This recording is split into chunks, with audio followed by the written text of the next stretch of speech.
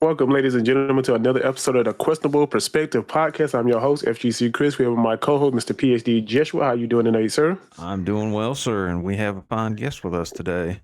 ShadowXLaw, Yes, how are you? Hey, doing good. I'm blessed. Glad to be here.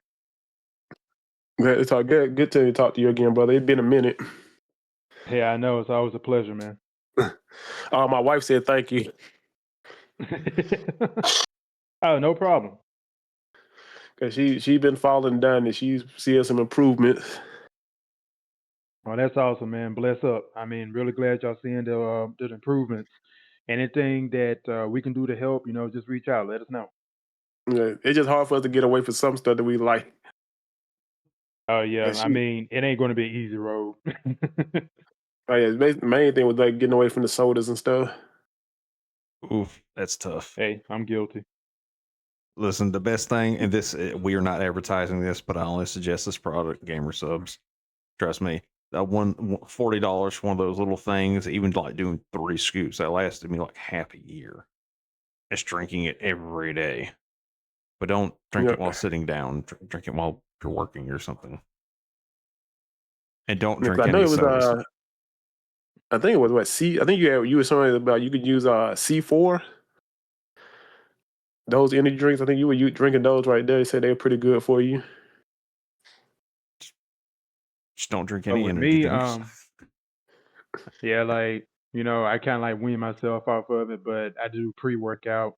One of my favorite is Bum or Bucked Up. Give you pretty good energy boost, good endurance for workouts. Doesn't give you the jitters either, so pretty leveled Yeah, out. yeah. I was using what's the name, muscle milk.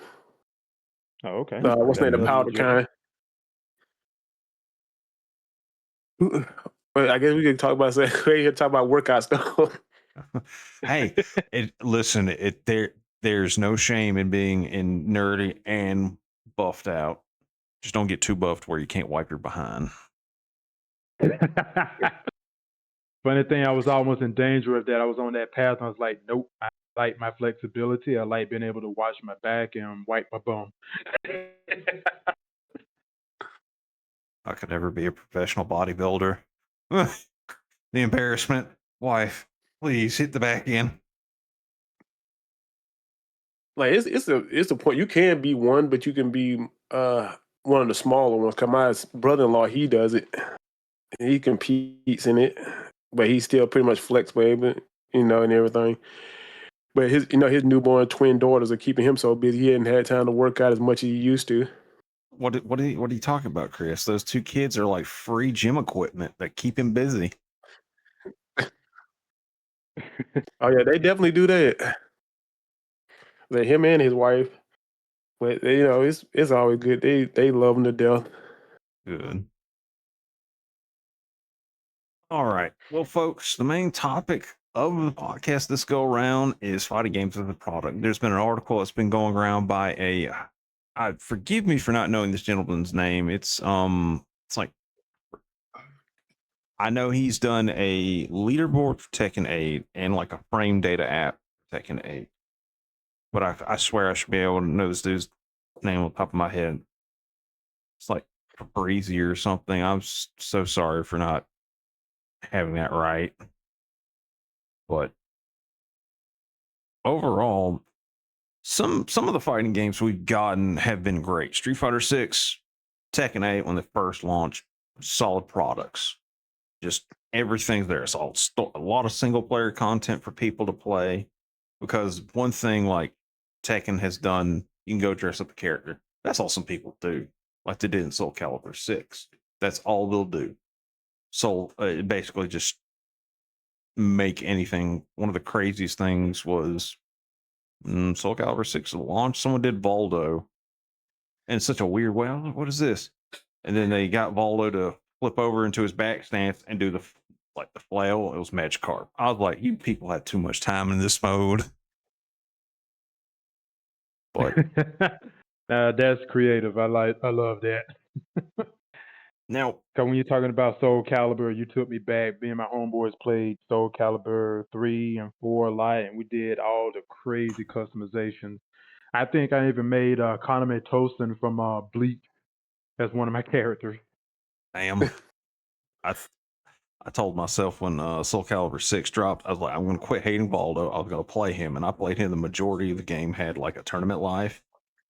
I met my goal, but I also hated myself because he just watching even the top Voldo player because God, it was a Japanese player, but he also had to fight against as well the crazy new dude that had both the Soul Calibur and like Soul Edge powers, crazy yeah. religious dude or whatever, and it just even him, you can't even nerfing him down to the ground. He was still an obnoxious character. Like I have heard the stories. there are some characters you can just not. It doesn't matter the amount of nerfs you give them. They are by their game design. They are just atrocious to fight. Akuma is definitely one of those. Because even after seeing Akuma in Tekken 7, oh man, everybody was a damn Tekken head just hated fighting Akuma. Even when they nerfed him to the ground. What year was it? 2017, 2018. All the Pakistanis came out of nowhere. It was like just 7 or 8 players, all the top 8, nothing but Akumas. But it's like, y'all nerfed him into the ground. These people just don't know what to do with them.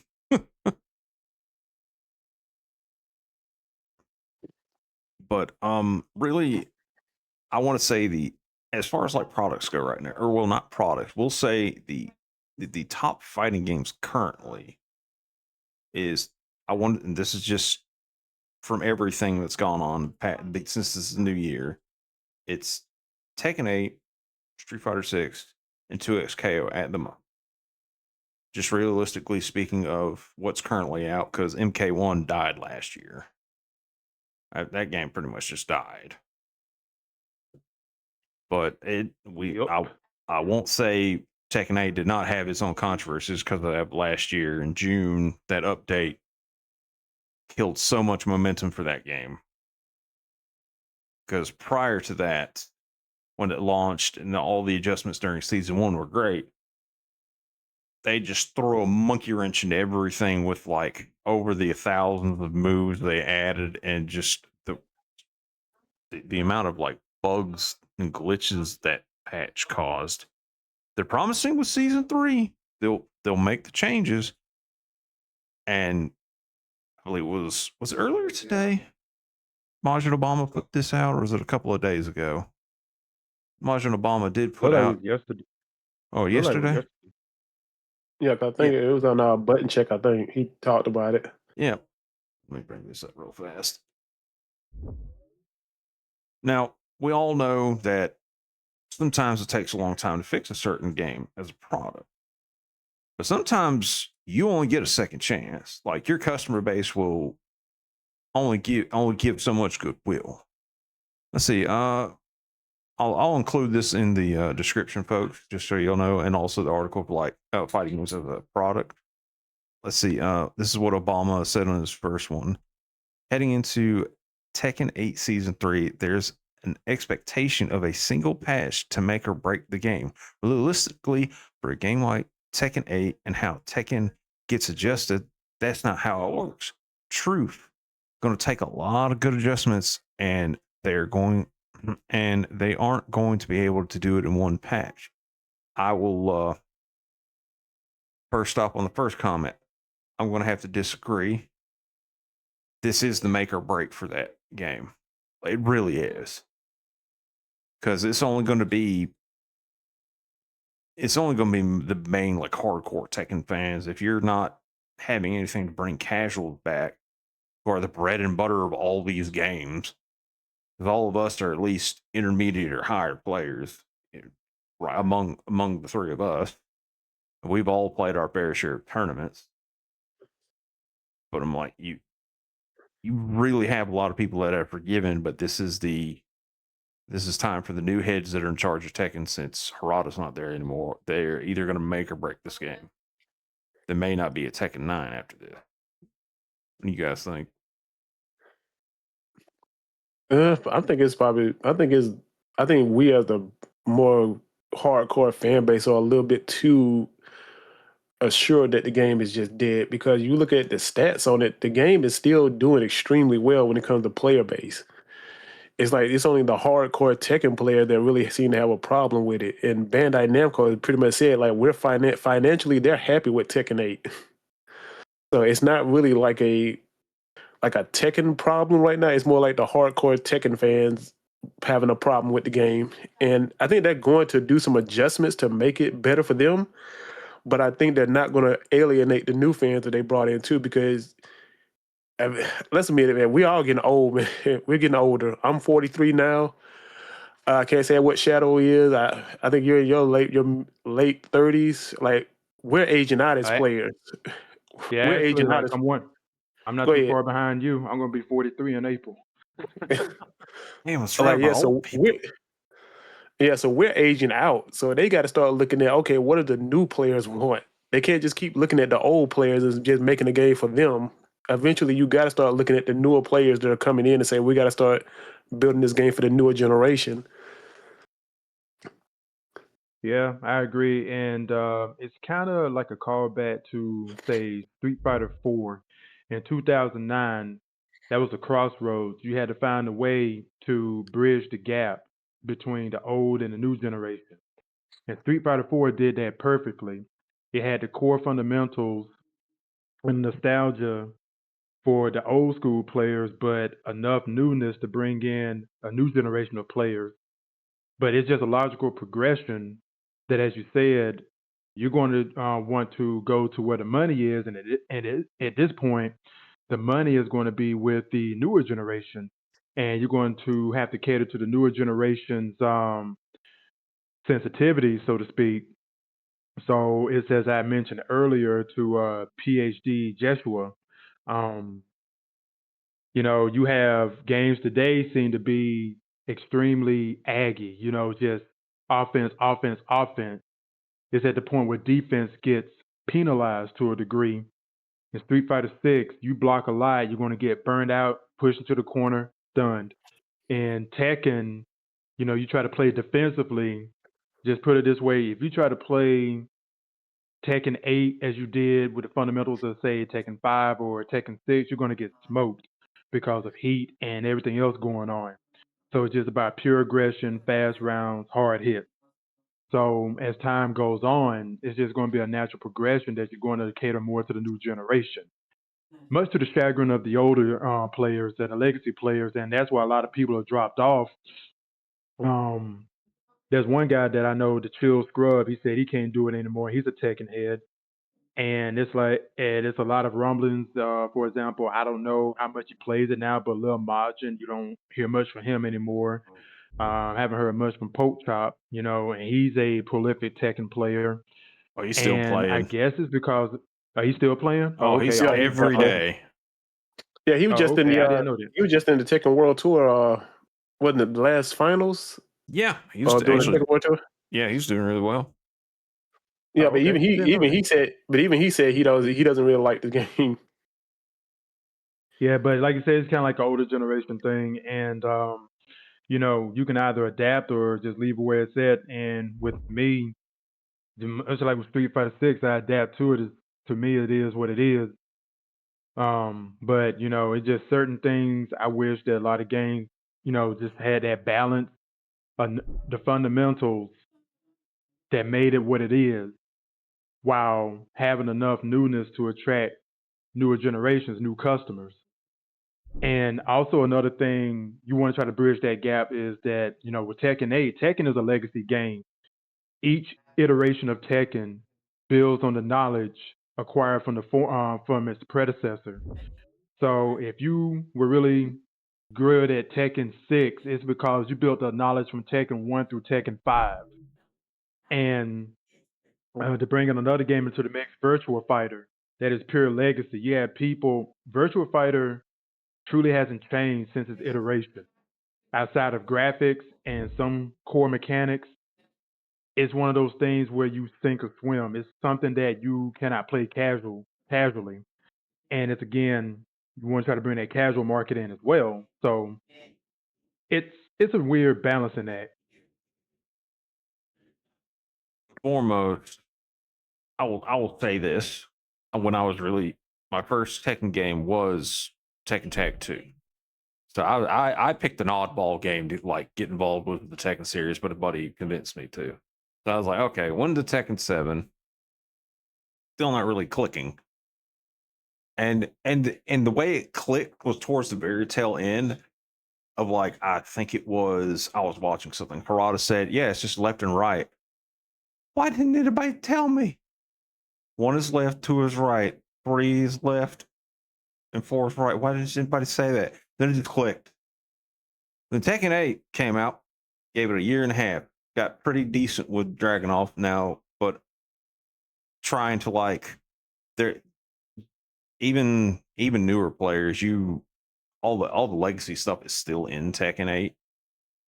But you really have to know how to deal with each character. And that's how many years of we're talking about from what Tekken 4 on up. That's at least 20 something years worth of knowledge check. A new player's not going to know, so they're going to have to. With Tekken 8, it definitely became a more rush 50-50, which that's not the worst thing. Which they kind of told everybody it was going to be that, though, to be fair to them. Yeah, well, they also Yeah, said they were you- going to bring in more defensive mechanics with the new patch back in June of last year, and look what happened. I'm talking about at the beginning, before Tekken 8 came out, they told you at the beginning, this game, we want you to be aggressive. There ain't no more time sitting around here backdashing for 30 seconds. And then somebody clip somebody. No. You're going to get in there and start throwing some blows. They told you they putting chip damage in. They were doing all this stuff to increase the offense. They like, if you sit there and just block, he's going to be plus 1,000 on everything. And you just going to have to eat it. And one thing I think is ridiculous, assuming the change hasn't been patched out, chip on throw breaks. Yeah, that was I've heard of stupid. taking chip damage on specials. I can understand taking chip on blows like with Mortal Kombat. Yeah. Now that's a cool mechanic because I understand. I think that should be universal that you just take chip from blows because in the actual fight you're taking chip damage. But you're just not able to turtle up and just play defense all day. But breaking throws, giving chip damage, that is dumb. I don't know what they were smoking when they came up with that idea. Yeah, that was the one change that everybody pretty much jumped on them about, and they went back on that one quick because that made no sense. So you're telling me even if I'm breaking the throw like I'm supposed to, but you're penalizing me for breaking the throw? Yeah, they were trying new things and that didn't turn out well, amongst many other things. Even though it was just 1% of chip, I'm like, oh, I shouldn't take any damage from breaking a throw, from correctly breaking a throw. Mm-hmm. Now, I guess we'll kind of get into this. What brings in people to a fighting game? What brings what? All right, let me rephrase that. What do y'all think brings in the casual audience? What do y'all think does? You want to go first, Shadow? You want me to go? Oh, well, you can take it. I'll go next. Honestly, it's between, for me personally, it's between the characters and and your favorite streamer. If your favorite streamer is playing the game, you might pick it up just because they're playing the game and it looks cool. Or you see a character like me with Dead or Alive. Like I picked that game up because I started with Ninja Gaiden. And now like, okay, Ryu's in another game, a fighting game? Okay, let me check that out. And then I just became a fan of that series. But I probably wouldn't have checked Dead or Alive out if Ryu hadn't been in it. Like I've said that a plenty of times. If Ryu Hayabusa is not in the game, I'm not picking it up. If Sub-Zero is not in Mortal Kombat, I'm not picking that game up. Sagat, Jury, those characters, if they're not in the game, I'm not bothering picking the game up. So it's kind of just like, you really more so like the characters can just draw you in. Like you just see something cool or a character you like and you just want to play them. That can be the basic thing. Or like I said, your favorite streamers playing the game. You've seen it played a couple times. You may not be good at it, but you've seen them play it and you start liking it from watching them play it.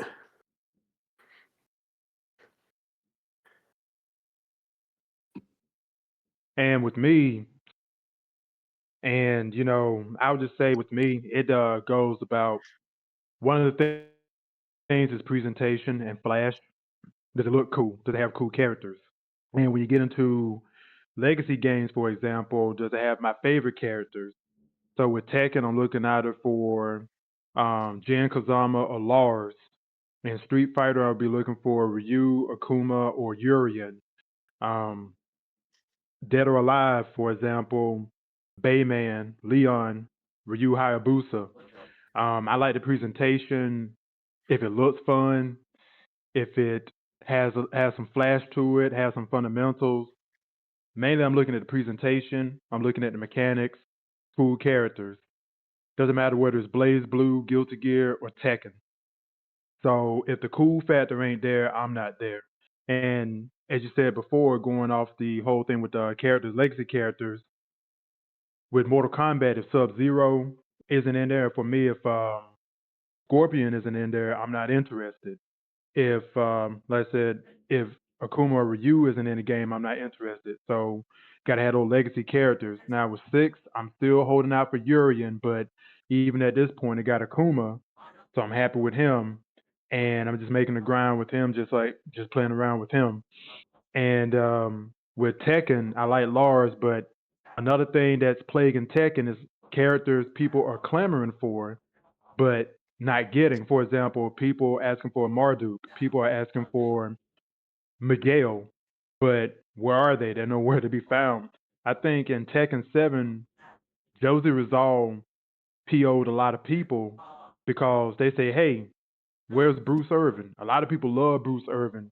So they practically gave Bruce Irvin's moveset to Josie Rizal, and she was a big crybaby. And to me, I don't like that. She wins, and she'll be like, I'm like, girl, what is you on? Is you? And that just got old, and that's just me. That's just for me, one of my personal pet peeves. But it's just a cool factor. And I can say that they're trying it with Street Fighter because you see they're trying to transition away from Ryu, Ken, and Chun with Luke, Jamie, and Kimberly, but the player base isn't really taken to them like that. Like it's hard for you to replace legacy characters like that because they tried it in Third Strike, and we all know how that one kind of worked out. Now, Yep, now total bomb. let's be fair a little bit here. They did rework Alex, and now everybody's excited for Alex now. To be fair, he's got the '90s Attitude Era wrestling, which they should have gone with in the beginning, but they didn't really give that to him in Street Fighter 3. I didn't play it till on the Xbox, so I'm kind of I didn't play all the other bad parts of Third Strike and all that. But My thing with Alex is, oh, go ahead. Oh no, go ahead. My thing with Alex is I need to know more about that little command dash he does where he has like 11 options coming out of. Oh, you're gonna 'Cause I'm find like, out. okay, He's Yeah, going to 'cause be that- Street Fighter Lars. He's going to be Lars. he's going to be Armor King, is what he's become basically, in the strange sense. Cause I'm like, if he has 11 different options coming out of that thing and he's plus on all of them, like, okay, no, you got to tone that down. He won't be plus on all of them now. Now, certain like punish counter, depending. Plus, you got to remember he can stop and charge up the kick, and if you whiff, he's gonna punish you hard. Yeah, but that first week, people are going to be playing them, and they're just going to be spamming a lot of stuff. Congratulations. That's what happens to every new character. Now to get a little get back on topic, you gentlemen technically are both right, but we have to dump. We're not dumbing this down, but we have to think from the lowest common denominator for all those that just come in.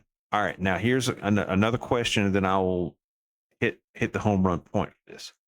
Out of all the fighting game franchises, which has sold the most out of all of them? Like combined? Out of all of the legacy fighting games we know that still have survived the test of time and all that are still played today, which has sold the most units out of all their games. If we're talking combined, probably Street Fighter. I agree. I was going to say the same thing. Wrong. I say if anything, Mortal it'll probably either Kombat. be. Oh, you're talking about a single title. Listen, no. I said combined. I said combined with all the titles. Yeah, but a majority of their titles came from MK11 when they sold at 15 million. No. I said overall. I'm talking about overall. It's Mortal Kombat. Can I just interject for a second, and you can fact check me on this? And it's something I heard a long time ago. The only reason I say Street Fighter, aside from it being ubiquitous, is the fact that Street Fighter 2: The World Warriors, I think, is sold to the tune of over 20 million copies like on the 15 million. SNES, and that was back in like '92. Now that alone, and you stack it up with all the iterations of Street Fighter 2, Super Street Fighter 2, then you get into the Street Fighter 3, the Alpha series, and so forth and so on, you would think that Street Fighter would like move ahead of the pack. But if you say it's objectively Mortal Kombat, then hey, that's news to me. Well, you got to remember, look at this. Which fighting game has the biggest story mode? Mortal Kombat. And why is that? It's very story driven, but also for the casual audience. Yes. And also, you get to do one thing. What is the one thing we always like to do at the end of the round if we win? Fatality. Oh, the fatalities. Now, see, you're an average Joe. You just want to play some matches with your friends. You're not looking to do all the crazy like interconnecting combos, those stamina things, and all that. You just want to sit there, mash buttons, play through the story mode, have a nice time. You don't want to go in ranked and like deal with all that shenanigans people throw at you because you don't want to sit down and play the game like that. And it's all about content. Because we'll use 2XKO as prime example of like what is that game? 12 characters with just a couple of online modes, training mode, and combo trials. Casual is like, sure, I'll play this for a little bit. But then that's it. It's a game that requires to stay online the whole time. The biggest flaw, and it shares the same flaw as Street Fighter V did, it's not enough. Not enough there for the casual audience. Street Fighter 6 I would now. say the same thing for Mortal Kombat 1. Yeah. But that's where they failed. Out of all the games that have currently come out, new wise in the past like 5 years, Street Fighter 6 and Tekken 8 has everything a casual wants. Now, which out of Street Fighter 6 and Tekken 8 is easier to play? I'll say that again. I said out of Street Fighter 6 and Tekken 8, which is easier to play? Street Fighter. And now, well, to me, I would say, I personally say Tekken only because it's like more free flow. You're not as restricted as 2D fighter. That's just my observation. I would say I just said Street Fighter because with Tekken, you got to know when to sidestep, when to parry something. Like it's more mechanics to it than just like parry, block, reversal. It's like knowing when to step somebody when they're doing something or check them. A lot of times that's like really like knowledge, player knowledge, and like experience in playing the game. Now, can you mash something out in Tekken and do something cool, or can I mash out something in Street Fighter and it look cool? Well, you got modern mode in Street Fighter, so you can no. We'll just hold on. Just for simplicity, it's all classic, no modern, no switching to super. If I could mash out something and it looks cool, would I go towards that game and learn it more, or the opposite? Well, you just lean toward like the game where you can mash stuff out and look cool. Because even with my kids, one of my daughters, she was just tooling around with Jury, ended up doing her critical art just on a whim. And now, and to hit on the note you say, Mr. Chris, about modern mode. That's one of the biggest problems with a majority of fighting games. You can't dumb this stuff down, regardless. Like modern mode, yes, it is simplistic, but it also comes with its own complexity. Ugh, can't speak today because certain combos, yes, you can do the auto combo, but you have to remember in some of those combos, in order to get access to the other moves you need to do it, you have to hold down that auto button to get to certain moves because you lose what 15% of your move list, and that's not a big move list. Yeah, every patch they keep adding new moves to it though. That's still not gonna you can give I'm a not saying this. casual. They did modern mode correctly in Street Fighter. Like it gives you access to a character at the base level, where if you just want to go in and mash some buttons and have fun with your friends, you can do that. Or and you dynamic also mode. like you can't even use that online. Well, but you got to remember, I'm talking about something you can just play online. I actually just did an arcade run with that just to see what it did. Yeah, it plays the game for you. It kind of does, yet doesn't. Like when once you get the hit though, it just basically auto does the combo. You don't even have to press a button. Well, it's like a you remember proximity normals? Mm-hmm. That's what it kind of does. That's the weird thing. Now, just to hop back to something, I wanted to say this. On the out of all the games that have sold, it is Mortal Kombat with over 100 million units sold worldwide as of May of last year. Smash Brothers is about 78 million, Tekken 61 million, and 58 million as of end of last year, December. And fun notes, Street Fighter is now the most successful series for Capcom.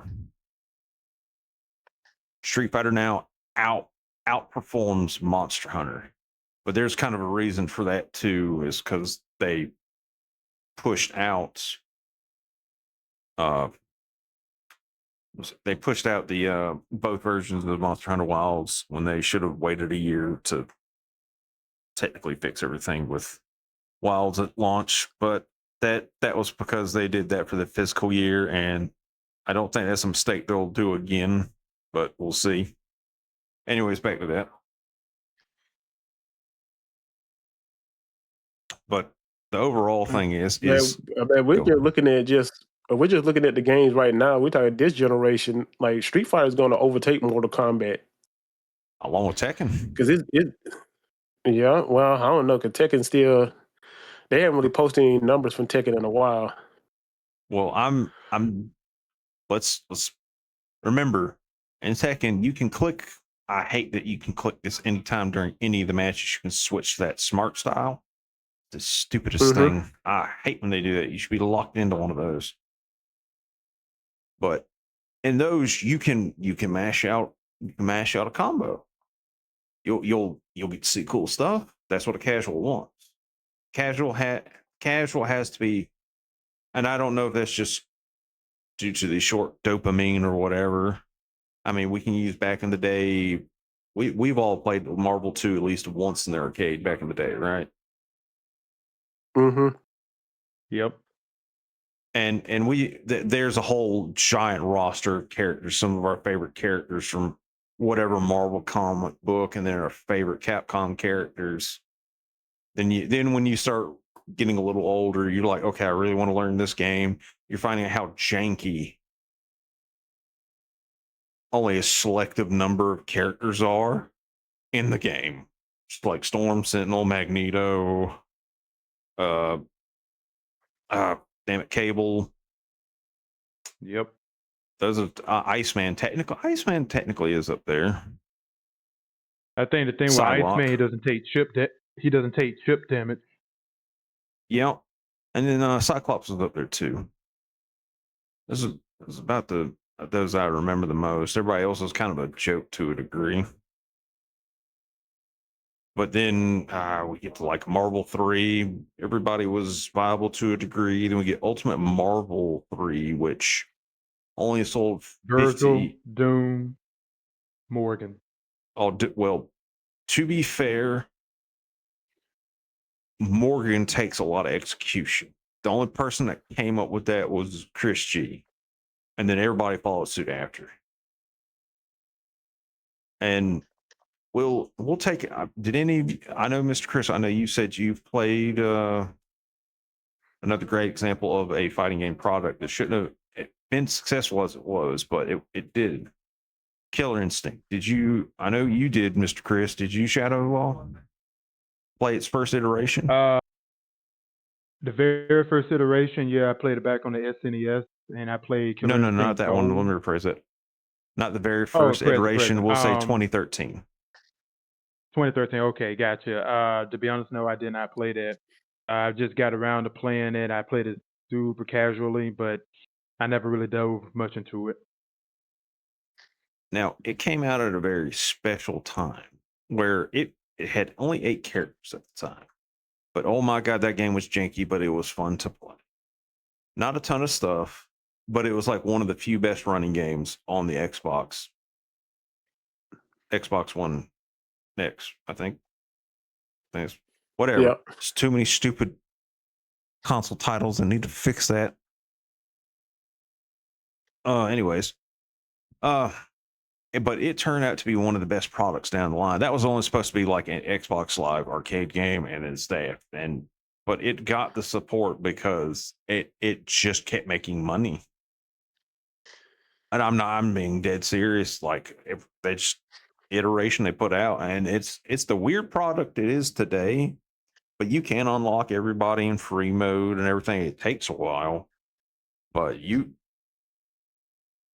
that's something that started off with only 8 characters to turn into the product it is today was something to behold. I'll tell you that.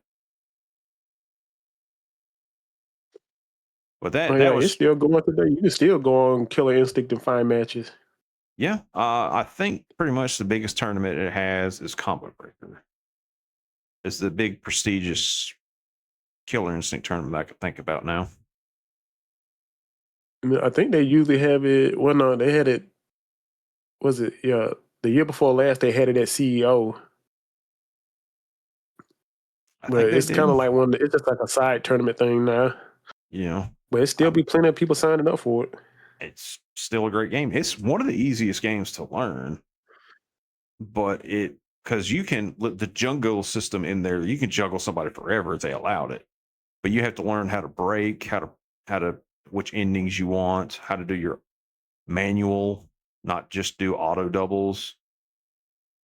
Pretty easy to learn, but it's the breaks that really that's where the complexity of that game comes in, is when you learn to break and all that. You have to. It's like any fighting game. You have to learn the strings. But it was to know cool what to play, though. button to use to break. That's the thing. It was cool to play. That's what brought in everybody. Though one of the strangest characters was General Rom and Rash from Battletoads, but they were playable. Yeah, which Rash was broken as all out.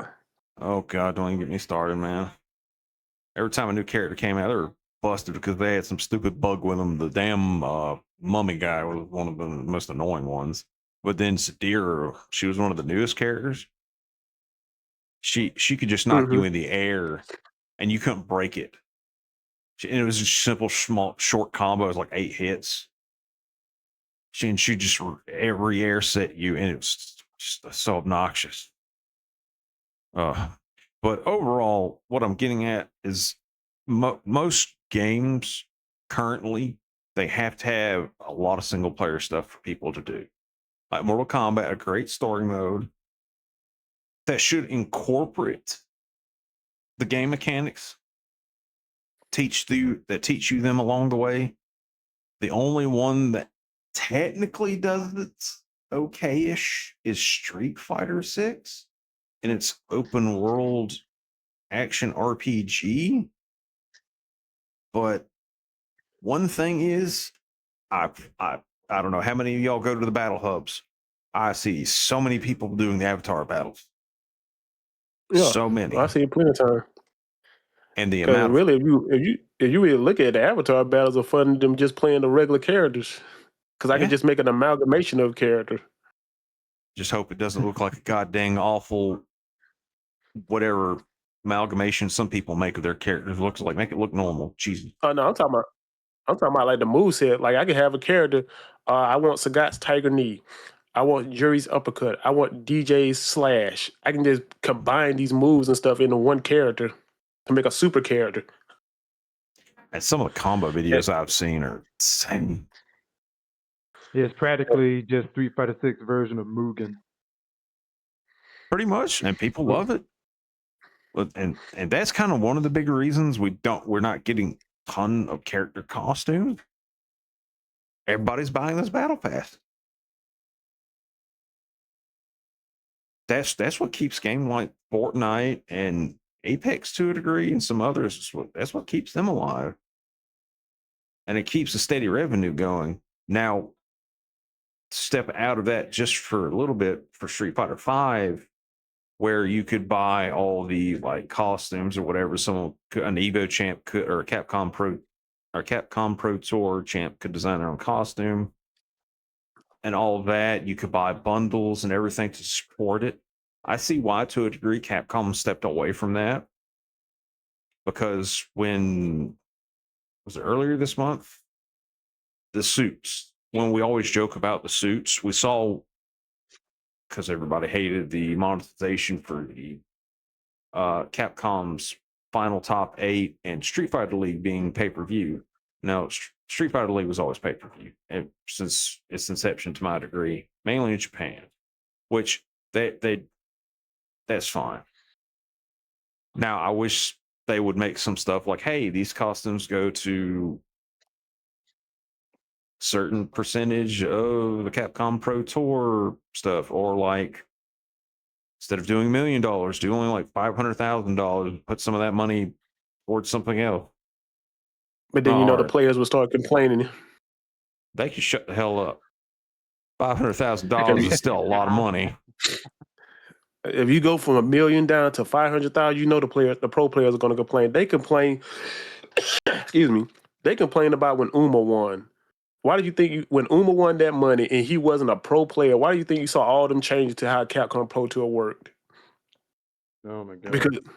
Because the pros did not like the fact that they were not the ones in the finals. And Capcom should have been happy with it, because this is what's going to help you sell games. Hey, these two players that aren't pros are playing for $1 million at Capcom Cup. To be fair, that's the American dream right now. That's going to build a hype right there. That's going to build a hype right there. Say, you know what? If a regular dude got a chance, I got a chance. I don't have to be a pro. Anybody can get that money. To be fair, but anybody here does have a fair chance. Now, Uma, I'm not the way saying they're doing it now, where basically you have to go to tournament, did this tournament, that tournament, to get points to kind of put yourself in better positions. Correct me They if I'm made wrong. it to the point where basically, go ahead. Didn't Uma win the last chance qualifier? I'm not sure if he did, because I did not see him at Capcom Cup. He won the last chance qualifier online. You talking about the year he won? Yeah, didn't he win a qualifier to get there? Yeah, that's when they were just doing last chance. If you wanted to qualify, you made it in. Okay. Now they're doing it where if you get points for going to all these tournaments and leaderboards and all that stuff, when it should just be like, hey, here's the tournaments, winners get in, done. We're not going to do this whole points thing and all this other crap. If you win these tournaments, you're in automatically. If a pro player, he's mad because he didn't make it, too bad, bro. That's just what it is. Wait again until next year. That's how it should be. But, well, yeah, because, oh, God. I mean, Capcom Pro Tour is the big series that you almost have to plan your whole year around. But on a side note, it's not always going to have that Saudi Arabia money. That's not going to last forever. That's probably going to stop in a year or two. We'll see. I don't know. That's something I can't really call. But if it's going to stop, it'll be within a year or two. Because what was RTF? They acquired Evo couple of days ago. If I'm not mistaken. Mm-hmm. When they fully What? acquired the rights to it. Yeah. Because what was that one company from India? They sold off their rights to Sony. It's crazy. But overall, I mean, these tournaments are there to promote the product. And it's obvious Street Fighter 6 is the main pillar holding up the whole house. So looking at, like, say, season 3, the character pass and all that for Tekken 8. How do y'all feel about that as a product? Do you think that's going to draw some people back in?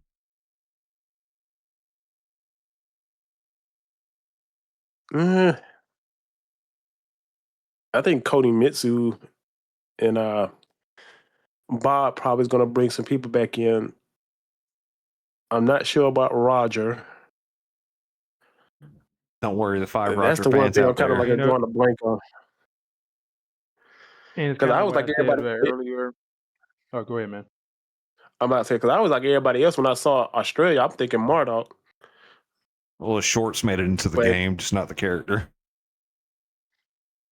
that's Profound just the character. sadness. That's just the But character. yeah, I I was just going to would not. say, I'm like, who? Oh, go ahead, Shadow. I'm sorry, man, but I was going to say that, go back to what I was saying before, Marduk and Miguel. I have friends that ask about them. People ask about them, and it's kind of like hit or miss because, like you say, you're going to have some people they're going to be hyped for Kunimitsu and Bob, but Roger, I don't know. Yeah, that's one of the characters I was kind of scratching my head when I saw it. I'm like, was anybody really asking for this character to come back? Like, out of Well, all the things people have been asking for, like, I don't think nobody was really asking for Roger to come back. it's Roger Jr., so it's not But Roger, but I mean, still, it's I wait. Hold on, correct me if I'm wrong. Is Marduk from New Zealand or Australia? no, I think he's from Australia. Okay, because I know they're right beside each other. I thought he was from New Zealand. Oh well. It's just one of those things. I'm kind of like, I don't know. This, I guess it might work. People might like it, but then people might get irritated with the character once they realize look how cheap he is. We'll see, because I mean the Bears are in the main game, so Yeah, but you don't really see too many people even playing the Bears if you go online. Like after they kind of started nerfing them a bit, like people really kind of started dropping them.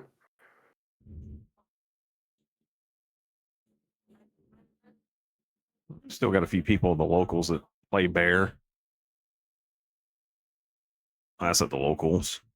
We'll see. I mean, Roger's just going to be, I think, there for fun's sake. The other two are obvious. I know some people that do like Koni Minsu. I love Bob, so I'm glad Bob's back. I was a Bob player, and Tekken Tag 2, so not in Tekken Tag 6. So I didn't get to do the degenerate stuff that I saw when Tekken 6 was all Bob's at Evo that year, top 8. I was like, what the hell?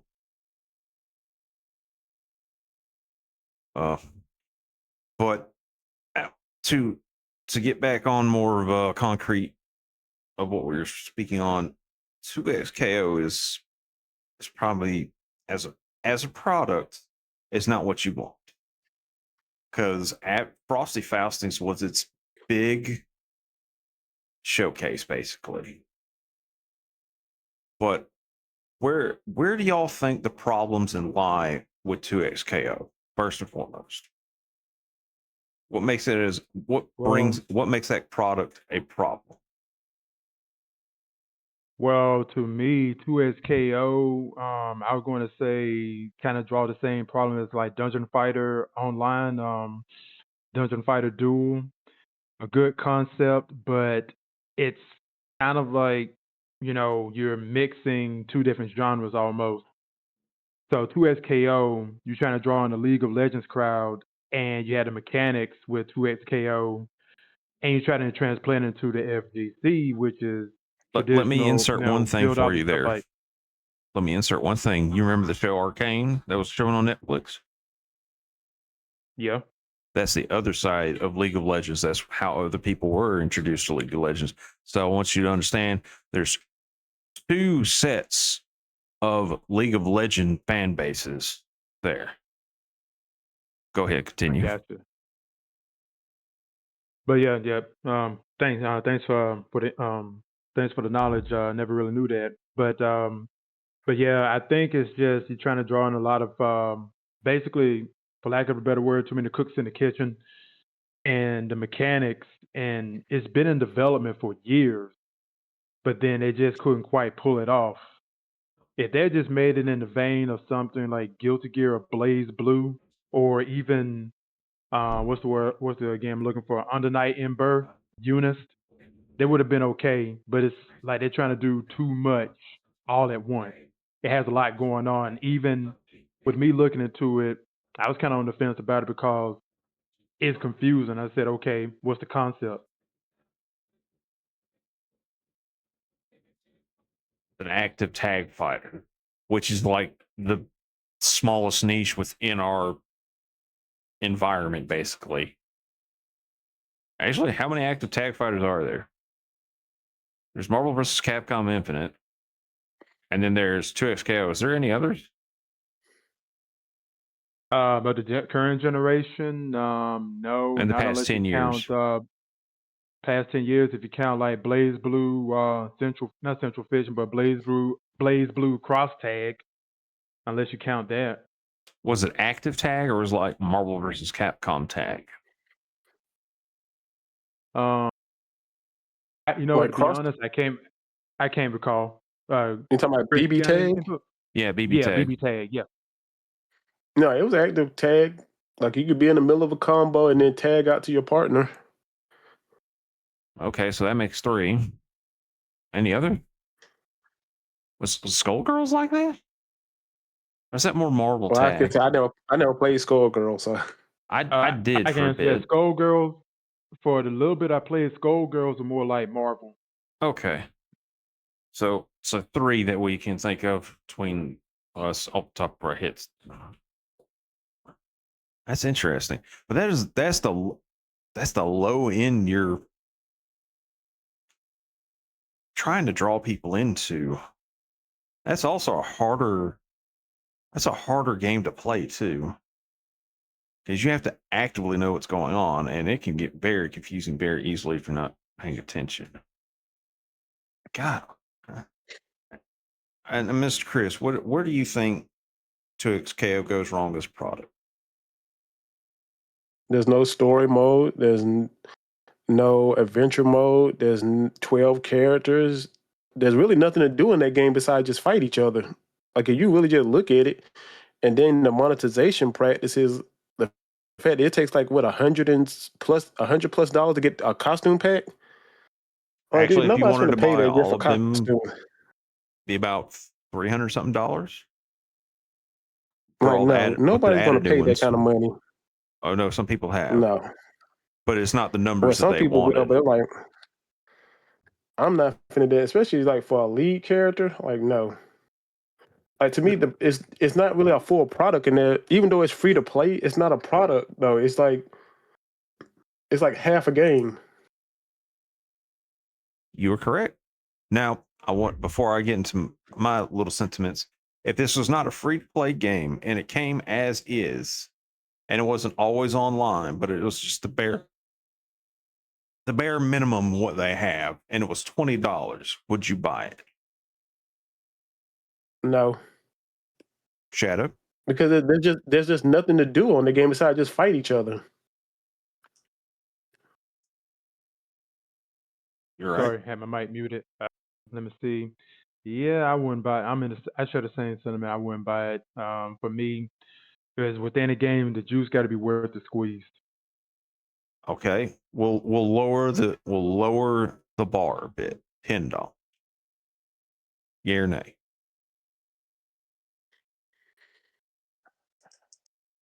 Maybe at $10, I probably would. All right. Yeah, I'd probably do 15. Okay, so somewhere between, we'll say 10 to 20. I think 15 is fair for it. It just came as is, and it's something I could play offline too with my friends, which is not the case. And I'm also Go ahead. say like that's another thing that fighting games got to get away from is with all games, the games as a service. I shouldn't have had to be tethered to online for anything. Well, you can think that being a major practice from all the AAA games, so everybody else and their grandma's going to do it. So we're kind of, I hate saying it's kind of stuck with it.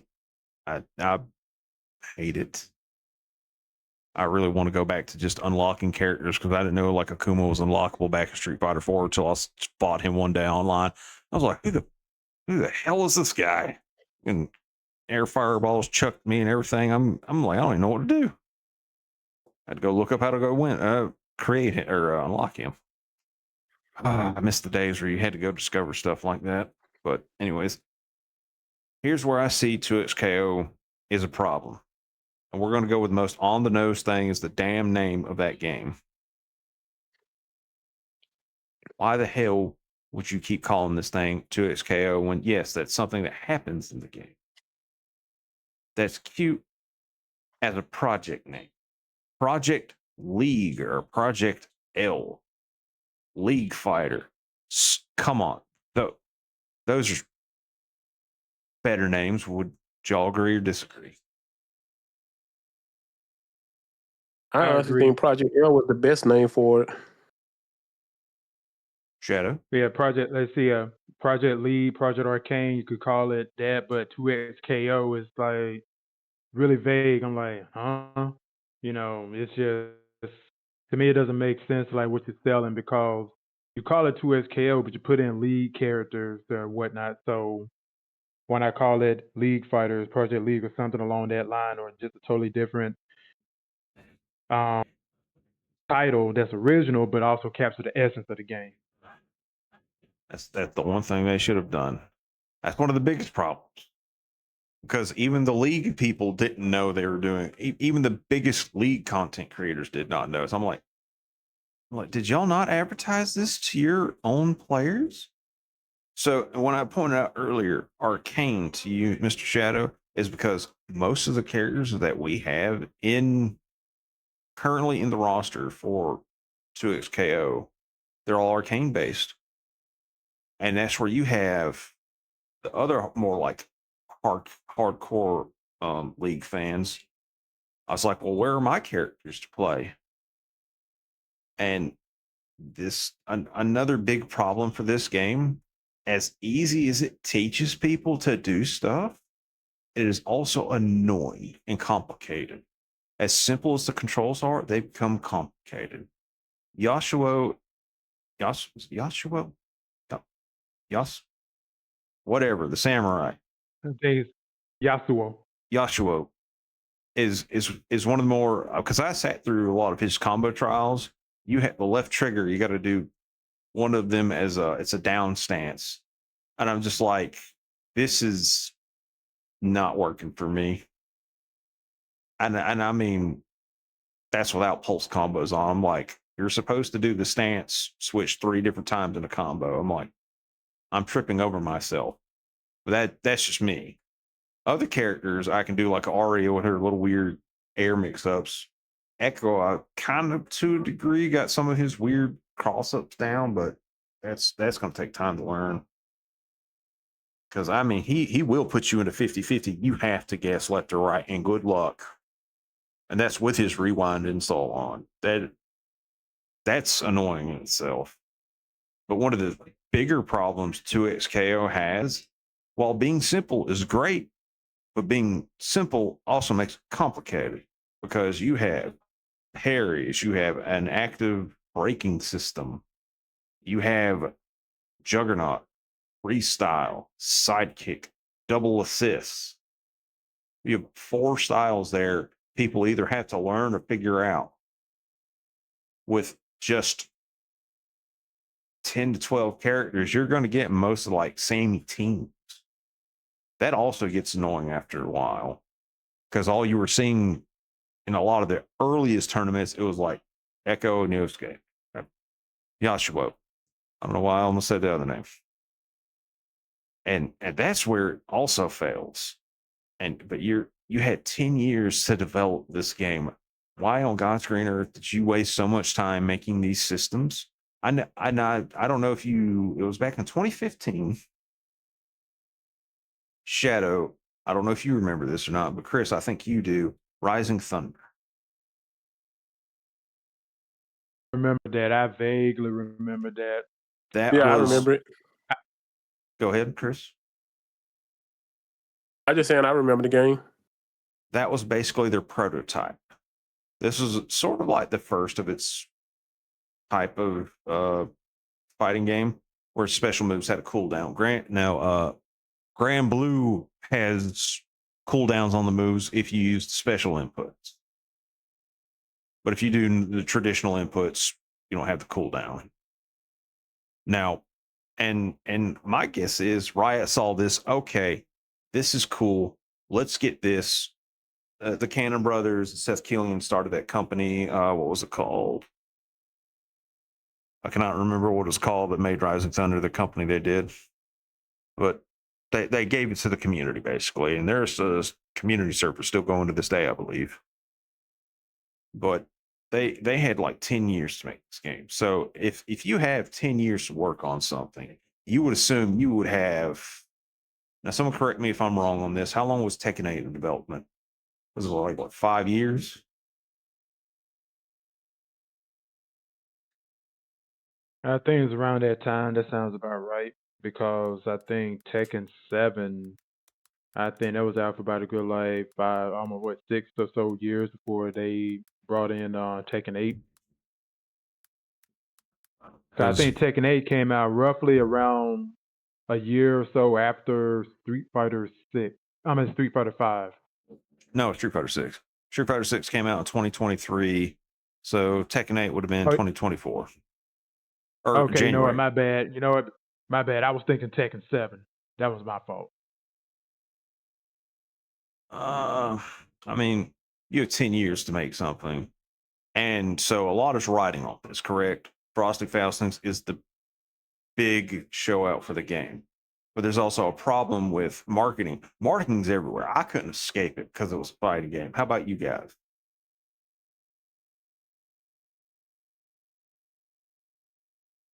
So which one was this again? 2XKO's advertisement.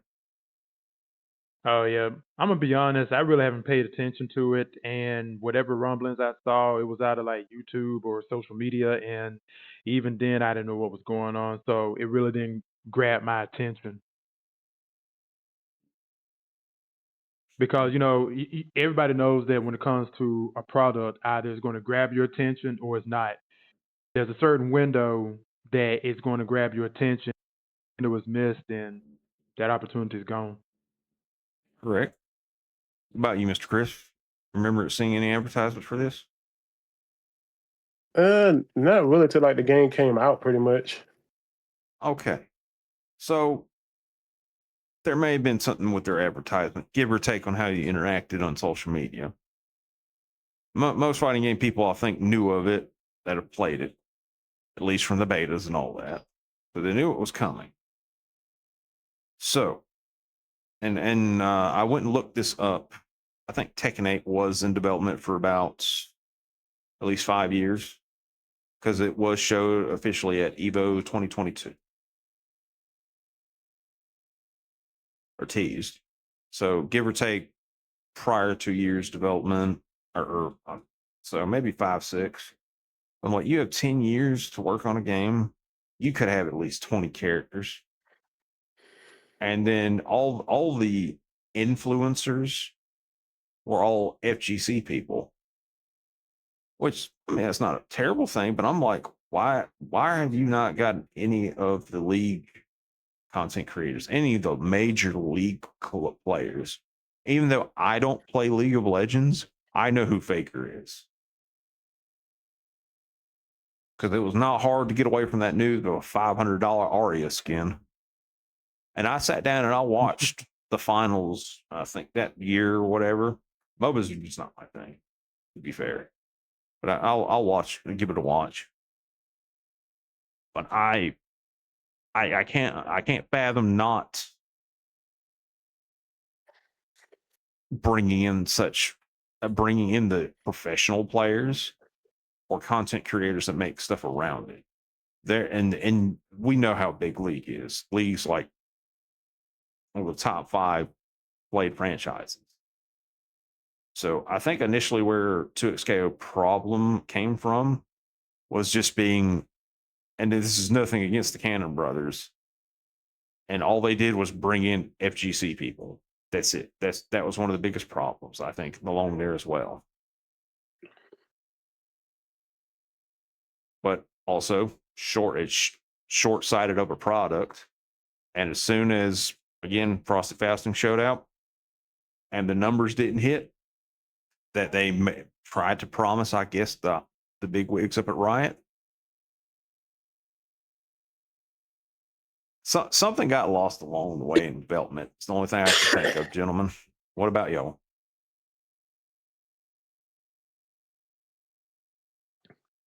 Seems legit. Seems like something got lost in the sauce.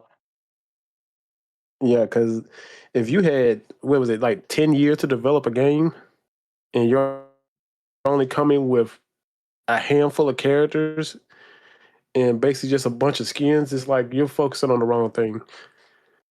And the fact that now you're telling me a month into the game being released on consoles, what has it been out on PC for, what, 6 months? You're talking about now you got to basically go back to the drawing board, and it's been out for the PC for a while. And you're telling me you got to go back, strip the game down, and you got to start all over again? That's definitely not a good sign for a game.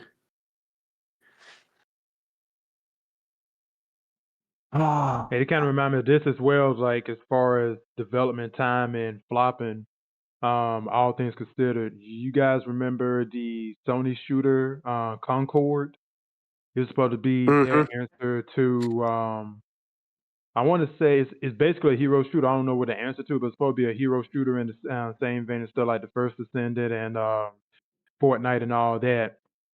They spent, I think, to the tune of like $400 million, or it was some ludicrous amount of money and years of development, only for the game to die like in a week, and it didn't even like have above 3 players, and all that for nothing because you have bad character, you have an oversaturated game, a game in an oversaturated genre, and the character designs were ugly. I mean, a lot of people don't like ugly characters. They were very bland, and the game just didn't offer anything that you can already get from stuff like Fortnite, Call of Duty, the First Ascendant, or anything else out there. That's the same with iGuard. That game secretly had Tencent backing, and those guys are given the golden goose essentially for like a free trailer at the end of the Game Awards. So, like, you as a developer, you don't say no to that. That's some of the biggest free advertisement, and just from the trailer alone, everybody wrote the game off. I was like, I'll be nice. I'll give it a fair chance. I played like for 50 minutes. The tutorial, some people couldn't even pass the tutorial because the game was crashing or require a security boot, which I can tell you at least 70% of PC users don't know where the hell that is. I'm not saying they're stupid, but that's something you don't need to access unless you're an IT person. But being forced to have that on and all that, and then when you get into the match, the map's so big for a 3v3, you essentially don't run into the enemy out there at all, and then you're mining stuff too. I'm like, this is all the ideas of the FPS genre shoved into one, and that's never going to work out. And then when you got what's that stupid sword called? You got the sword to start the siege. you could refortify the walls and everything like you're in Rainbow Six Siege. I was like, this is useless. Because if you went straight to the heart, the generators didn't mean anything. I was like, what fucking point was these generators for? You know, the freaking siege tower that just sits there and does nothing. Then your characters have abilities, but you're gonna forget that half the time. And half those characters, and all those characters look generic. Hell, I played Slade. I was like, all right, fire grenades, firestorm. Okay, I barely used any of his abilities except maybe the fire grenade. I just wrote that game off after 50 minutes. They did add the I didn't even 5v5, but I bother didn't play playing it. it. Mr. Chris, There's you another weren't shooter missing that kind of anything. remind me of. Oh, that was Okay. another shooter that remind me of Xbox Live, Xbox Game Pass. I forget what it's called, but it's made by Unreal Bleeding Games. Edge. At Unreal Engine. That might be it. It's I don't know if it's called. It's Punk something, Punk Oh, Riot, Frag Punk Punk. something. I can't Frag recall. Punk. I know what you're talking Frag about. Punk, yeah. So I played it. I didn't even get past the tutorial. It was. I went in, and not even 3 minutes. And I'm like, nah, because it's. I could tell immediately what time this game was on, and I could play other games with better. That's the game I was thinking about. Apex. Apex, like basically, Concord is trying to do the same thing Apex did. That Apex does it better. Well, it was by the people that supposedly did Titanfall and all that. I could feel the movement system, but it was just clunkier. You're not gonna like you can do all you can to recreate Titanfall's movement system from 2 and all that, but that's just that's a high pace shooter there. I've tried to go back and play sometimes. I get my ass whooped. I'm an old man in that game, but I, just 10 years and not much to show for it. And I ain't trying to be mean, but then you're the upper management expecting numbers, and you can't bring those numbers. And like some of the costumes, I actually wanted to buy some of the RA costumes. I couldn't buy them. Like I would have spent like the $10 or whatever. You have to wait for the rotation of those costumes. And I'm just sitting here, I'm like, for these certain costumes, I have to wait almost maybe 2 weeks before I can buy these. Fuck that.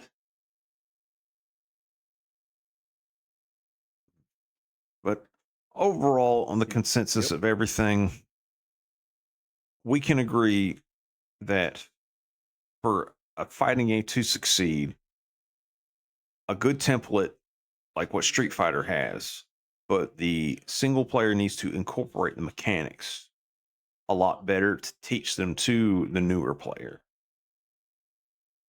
That's one thing they need to do.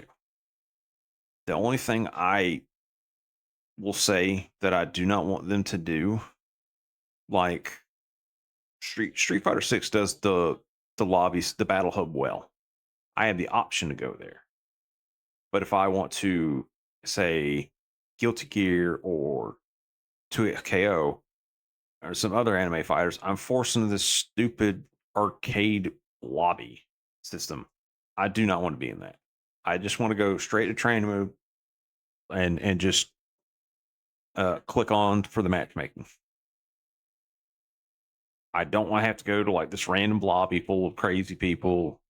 Some of their avatars look like craziness, because Street Fighter 6 is definitely where you see some nutty ones.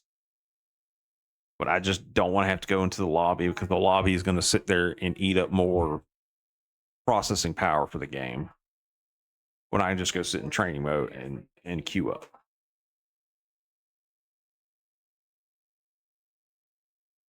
How do y'all feel And about? like to add another point, Go ahead. and to add another point to that, just to bounce off of that, Virtua Fighter 4 Evolution to me is the game that blended everything perfectly. Now, Virtua Fighter 4 has very little in the parts of the story, but that quest mode literally broke down the core mechanics of the game and taught you how to play the game. Everything from throw evasion, bound, ring out, sidestep, counter, the works. Not just pressing buttons, not just combos, but it just broke the game down to a fine science and literally just coached you on how to play. And the AI in the game would mimic some of the top players in Japan. So as you go through gyms in the quest mode and you progress, the AI gets a lot more fierce. So you're playing Virtual Fighter veterans and pros to the point that at the gate, as soon as the announcer calls go, if you're not on your A game, you're getting stomped out.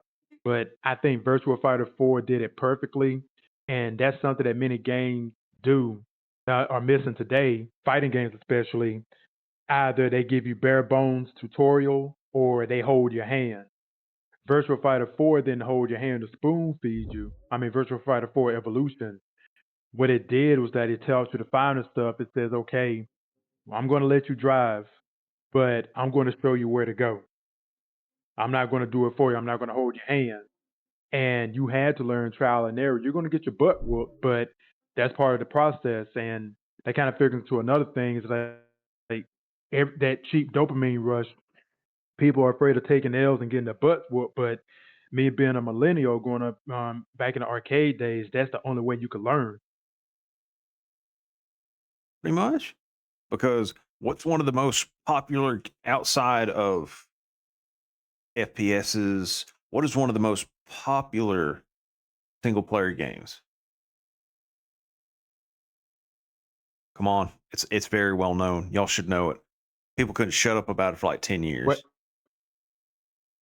Well, you said the most popular single player games outside of like yes.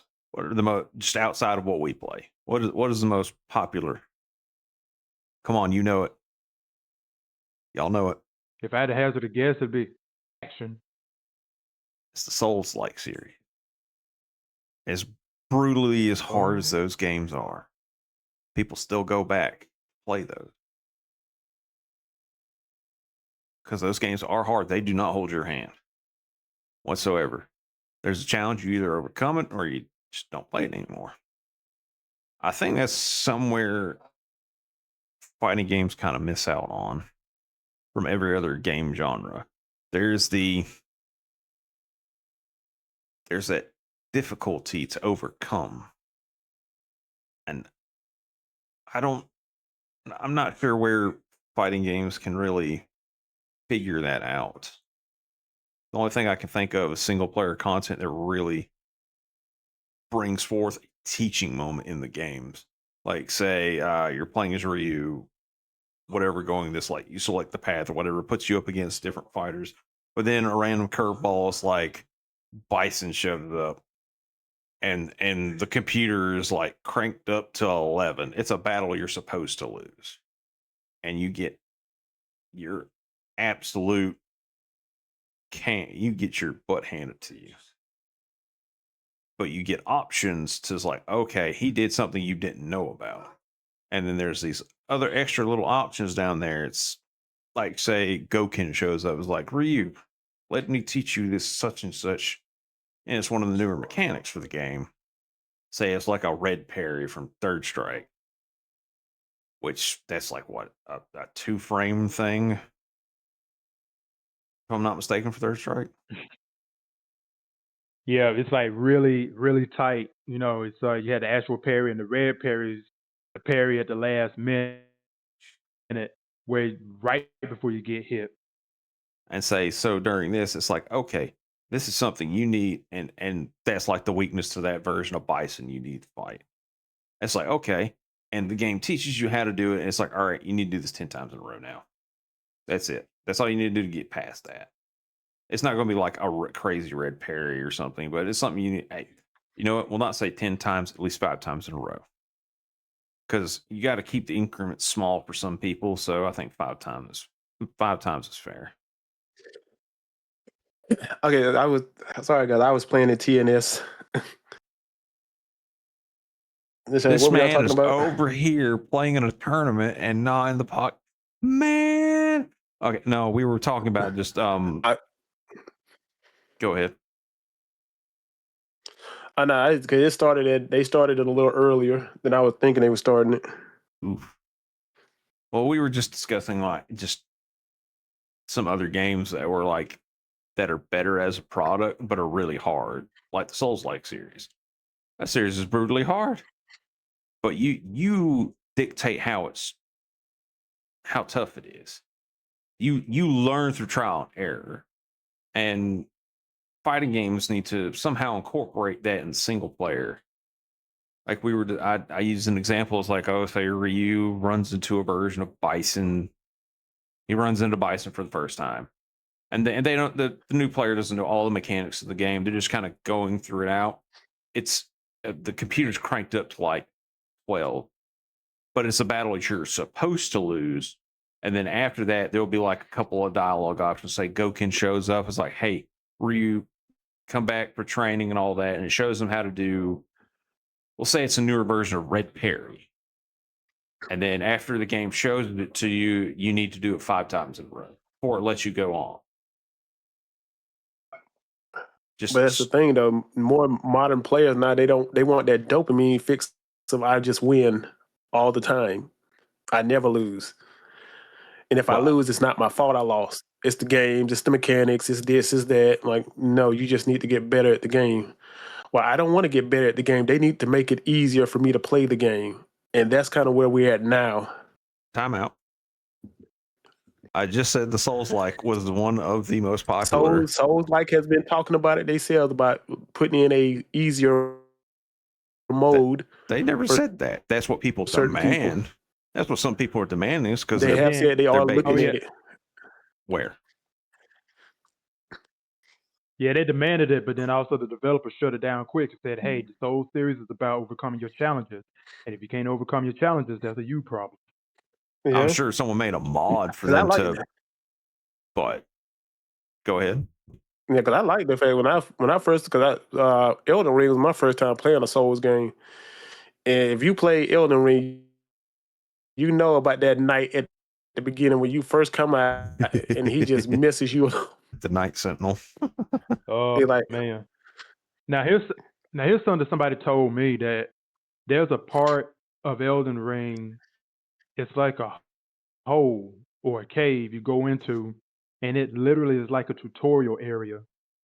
Yeah. But a lot of people will avoid it because they're too afraid to think it's a trap. But my thing is that, you got to learn one way or the other. Bloodborne, Souls, Sekiro. It's a callback to like the older games where you had to learn, you had to adapt or die. Improvise, adapt, overcome. You got to learn or you die, and that's it. There is a tutorial area, but you don't have to. Yeah, but most players nowadays don't want to do that. Oh, that's the nice thing about Elden Ring. Yeah, but most players nowadays don't want to do that. You just go do what you want. Yeah. Yeah. But you got to learn along the way, but no quick dopamine fix. And, to me, games should be enjoyable, but give me enough of a challenge to at least let me know that I'm making progress. I think about, for example, Crash Bandicoot. I think Crash Bandicoot 4 on Sony on PlayStation. My kids love playing that, and they fare better in that than like most adults.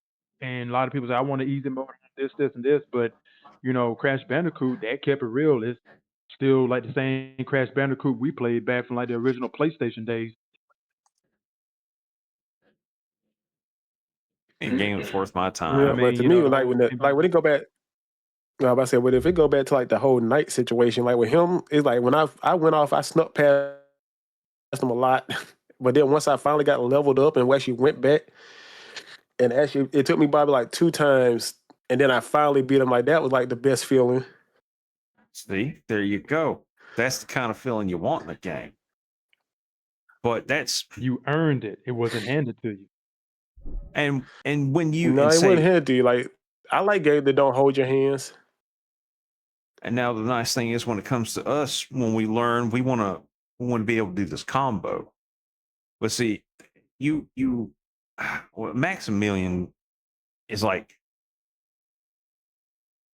I guess the best example of a content creator to get people. It's like, hey, just nudges you in the direction, doesn't force you in there. It's like, hey, look at all this cool stuff. And it takes a little time to do it. But hey, I mean, one of his audience members, I forget that gentleman's name. I think it was Evo 2017. The guy won. It was a Team Fatale team. It was Chun-Li, Sea Viper, and I think Phoenix or Morgan. I can't remember exactly, but he was an audience. He was one of people that watch Max all the time, and he wanted to go get good at Marvel, and he got good at Marvel and won one of the Evos. I think 2017 was a packed one too.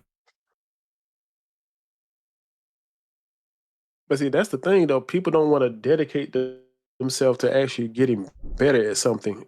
Like if they're bad at it when they first start, they don't want to take the time that's necessary to get better at the game. They want the game to just basically lower itself down for them.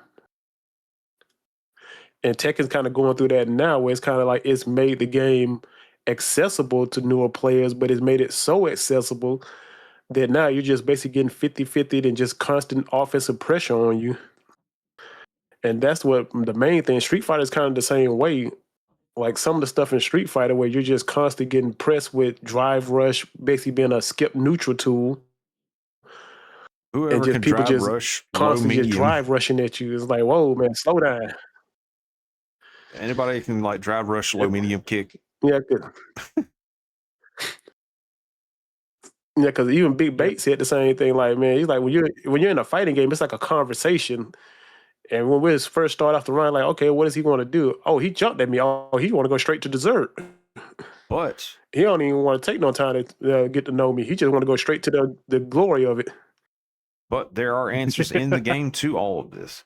That's the thing a lot of people don't want to do is learn the answers. As you said, sure, you can learn the crazy offensive stuff in the beginning, which that's fine and dandy, but you got to learn how to like put in perfect parries in there too, or learn to bait those out.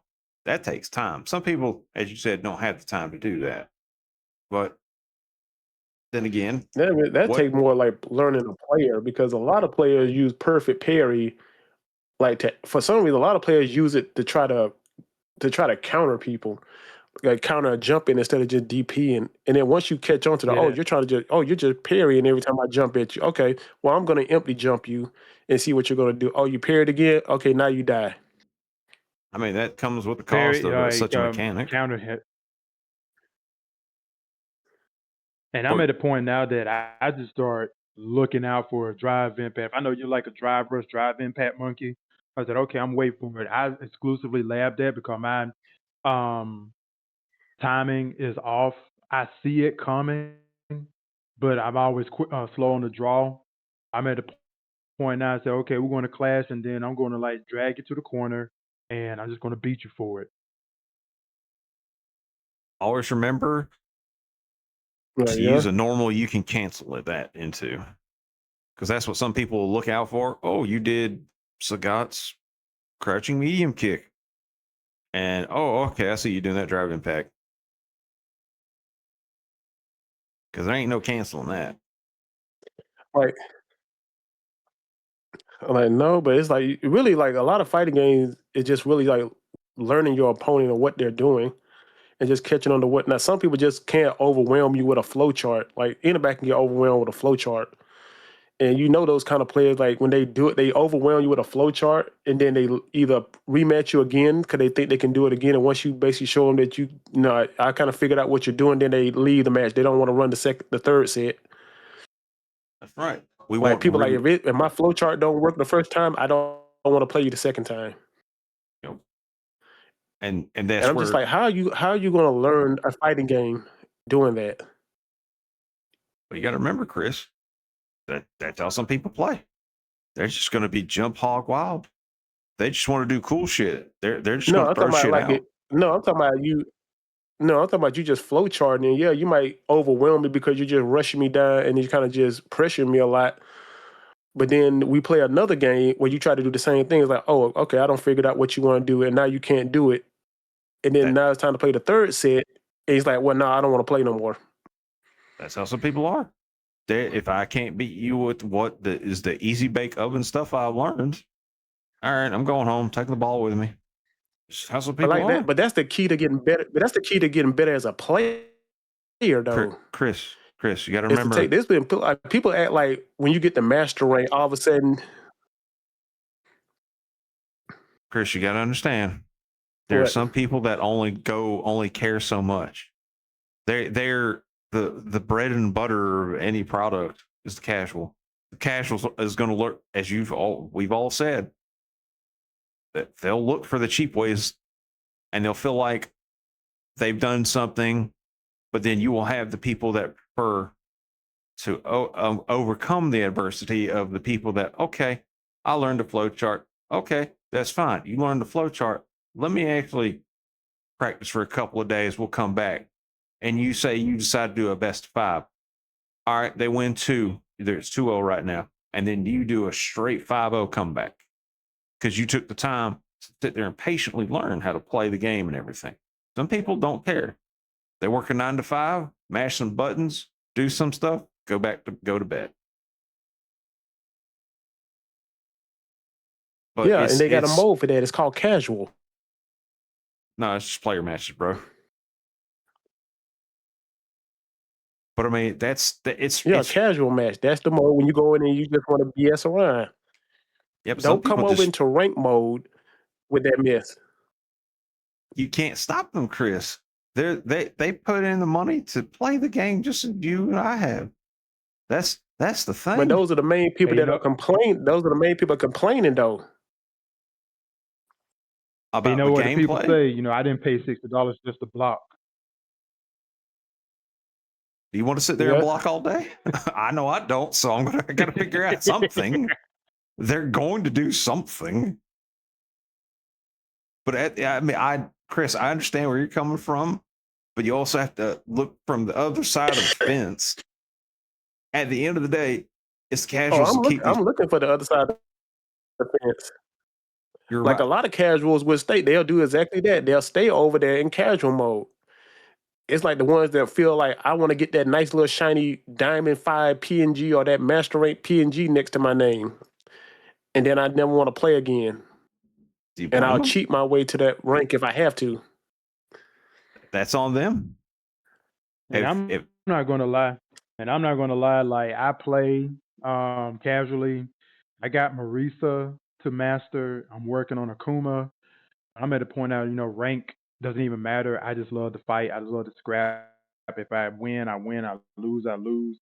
I'm going to get salty, but it's all in the game. You just got to say that, you know what, everybody plays for their own different reasons. Everybody ain't going to play the way you want to play. I mean, it's all in the game. So that time when I get to a point where the salt level gets high, I said, okay, I'm going to go do something else now. I'll use an example. I don't know if I still have the old clip around or not. I did. Yeah. Go ahead. Or you know who Mr. Go ahead. You know who Mr. Annual is, right? He's a bit of a lab monster. Or he's called Coach too. Yeah. Well, I think he was appearing in the stream one day when I was playing Samurai Showdown. He got very pissed at me because there you could put in the secret it's the super art you can only do for the one time of the game that does like 70% damage. And I deal with Earthquake as an anti-air. He got so pissed at me doing that. And I still remember this to this day. I was like, dude, I'm having fun. And he's trying to make me feel bad for having fun. And I'm like, what do you want? I don't know what, like, when it comes to like some people, if you're not taking the game seriously, I don't know. I'm kind of lost words there on that. I guess that example, but I'm like, I'm playing to have fun, and my fun may be different than your fun. Like that's like you sit a 5-year-old down to play chess with you, they're going to ask what this piece does and then run it across the board. You can only ask so much for some people. But as for a product, though, for fighting games, we needed to have something that needs to drive them to actually want to do the interactions of like the higher level stuff. But I don't, the only thing I can think of is good single player stuff to really push that. And that's a tightrope to walk. But that's one of the main reasons why Street Fighter 6 is the main pillar right now. It has a ton of single player content for people to do. World Tour, casual matches, all the crazy Avatar Battle Hub stuff, even all the crazy events to like fight giant Akuma or a giant or is it Siren? No, it's Siren Akuma and like Siren Bison. They may do something else. And then speaking of single player, 2 callbacks. Number one, Street Fighter Alpha 3 had World Tour mode, so you could pick a character, customize them, max them out like you would a Pokemon, and and you just like go all over the world and just do different things, fight different people. It was just like one continuous fight mode, but you leveled up your character as you went, stats and everything. Another one like Tekken Force and The Devil Within, single player modes. You kind of learned the game, but it also had a beat 'em up. It was basically learning Tekken while playing Streets of Rage. That's nice, but I don't think it taught it. It's finding the right way to really get new players to want to learn. You have to make learning fun, but that's very hard to do at times. But I'm sure they'll figure out something. Street Fighter as a series is on the right path. What will they do for Street Fighter 7? We'll have to look out for. Will Tekken 8 last after season 3? We'll have to see. Will Mortal Kombat come back? Oh, I feel so sorry for the NRS fans. I really do. Yeah, I had to be honest that, what happened with Combat 1 was criminal. They had all the hype and then just fumbled it. I haven't seen a fumble that bad since the Patriots and the Falcons at the Super Bowl. Like the Falcons had a 28-3 lead and then just blew it all of a sudden. But man, that hurt. And I'm a long-time Mortal Kombat fan. And the last Mortal Kombat I played was Mortal Kombat 11. I wanted to get Mortal Kombat 1, but I'm thinking, okay, what about the OG characters? When they made, for example, Sonya and Kano, they made them assists rather than playable characters. Striker, and there's a whole new timeline that made zero sense. It's just, I was just, no, I couldn't. And the game looked like it was janky, looked like it played janky. I didn't too much care for many of the characters. I didn't too much care for the storyline, and it just lost me. I mean, that was just a master class in what not to do. Pretty much. I know Mr. Chris can attest to that. I never bought MK1. Mr. Chris? Oh, he's in one of his matches. Oh no, Oh, I bought it. I bought it, but I was not happy and satisfied with it. If that's what you're asking. Pretty much. Because I know they only had like at the very beginning, there was a story mode and a couple of living towers. That was about it. Yeah, pretty much. And everybody was kind of like, this is kind of like really wasting time. Like you had, what was that mode called? Invasions. And I'm like, this is really, really boring. After a while, you're just like, man, this is really, really boring. Because there was nothing to do. It's just like you run into a different fight down a map.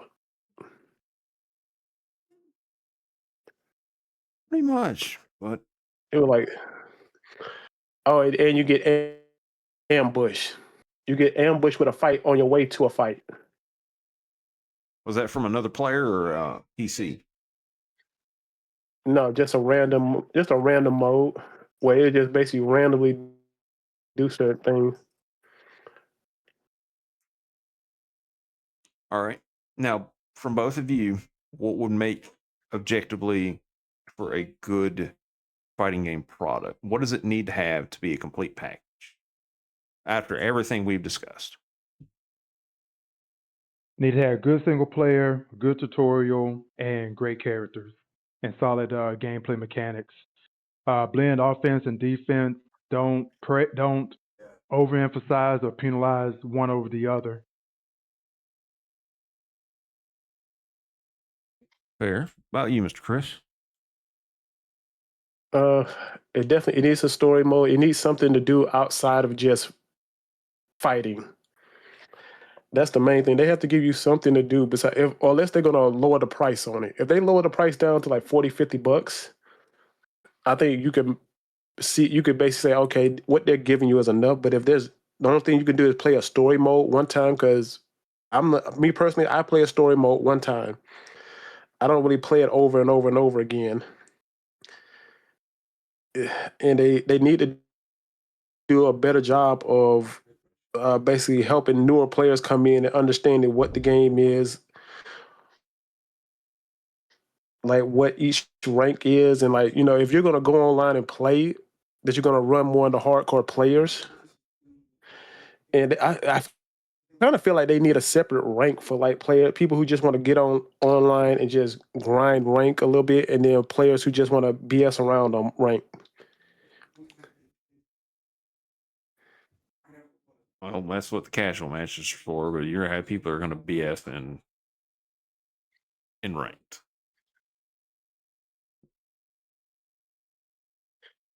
Yeah. Like I said, because there's plenty of time people want to enforce, like, basically to stop the one and done thing, basically force people into best 2 out of 3. Just have that rank mode is enforced. If you leave, you don't get any points. Instead of just people being able to just one and done and run with points and stuff like that. Like, if you're gonna play ranked, let's play ranked. Pretty much. But I think those are all fair points from both of you gentlemen. Now, whether or not the And I was producers going to add in go the ahead. whole thing about. I'm sorry. I was going to add in about rage quitting. Along the same lines, if you get rage quit on, the person who rage quit gets penalized, and you get the point. I would like that. Yeah, but I agree with that. I would like that, but I don't know how they would balance something like that. It's been very hard to do.